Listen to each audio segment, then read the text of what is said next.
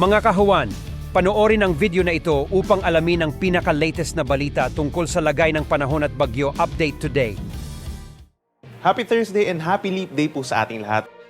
Sa ngayon po ay humihina ang northeast monsoon or amihan na kung kahapon po ay Luzon and Visayas na apektado, malaking bahagi na lamang po ng Luzon ang apektado ngayong araw at maring over the weekend, mas kakaunti na lamang na lugar dito sa may northern and central Luzon ang maaapektuhan. Samantala po, base sa ating latest satellite animation, meron pa rin tayong mga pag-ulan sa bahagi po ng Mindanao dulot ng trough or extension ng LPA na nasa labas naman ng ating Philippine Area of Responsibility. At base sa ating analysis ay mababa pa rin po ang tsansa na may mabuong bagyo na papasok ng ating Area of Responsibility hanggang sa mga unang araw ng Marso.